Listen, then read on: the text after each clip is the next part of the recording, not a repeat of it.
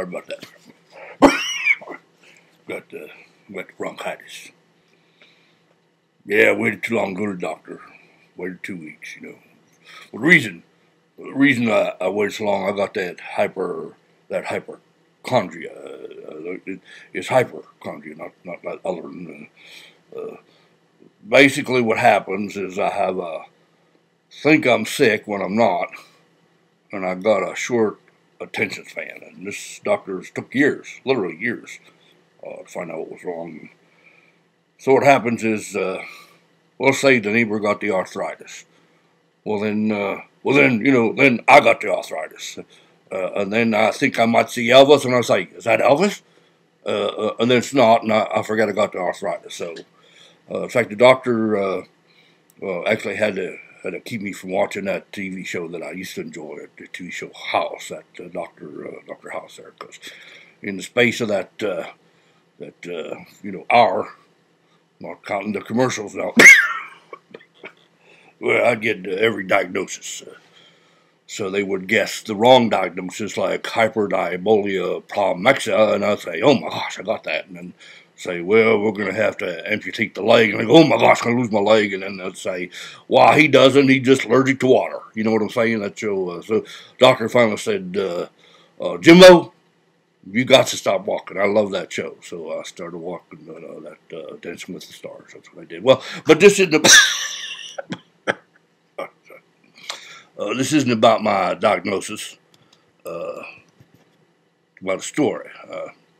So I'm a student of the history. I study the history. I read about it. I Google it, Yahoo it. I used to Lycos it, but whatever that search engine got, I type in the history and I read it. So there's a story, and you might be familiar with it. I don't know. But it's the Einstein story. What I call the Einstein story. Well, you see, he was a very bright man. This Einstein did that equals the MC squared, not the MC hammer. Don't get confused there. And he wrote to Mr. Roosevelt, and that's the FDR and not the TR. Back in 1939, I believe it was. And he said, Mr. Roosevelt, there's this thing called uranium.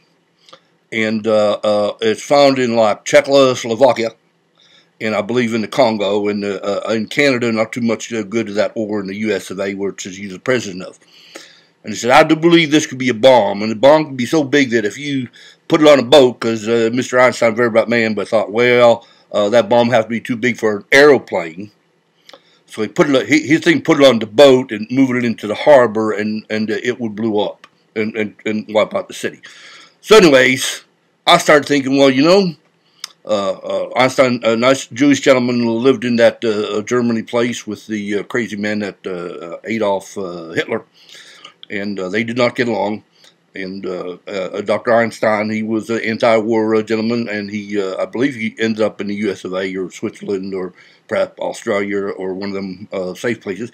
So he wrote the letter, and by golly, what they called the Manhattan Project, the U.S. of A., my country, we built that there bomb. Well, I was thinking, now what would happen if that Einstein and Mr. Hitler had gotten together and been friends and agreed over dinner that their A-bomb would be a Germany type weapon and just blow things up, just blow them up.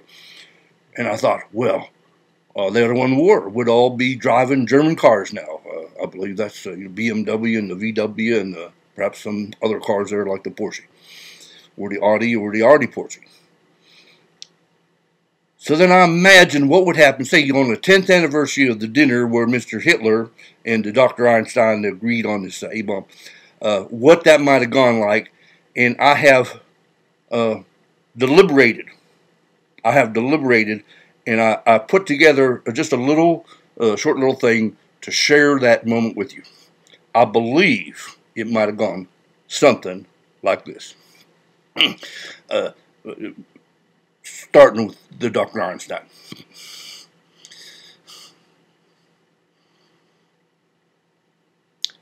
I believe I was late. Oh no, you was on time, said the Hitler. And Dr. Einstein said, I think we met at 8. And Hitler said, it was 999. So that's what I was thinking, how that meeting might have gone and changed the entire course of the history as we know it. That's what I was thinking. Whether you agree or not, that's okay, because we all got our personal opinion. Amen.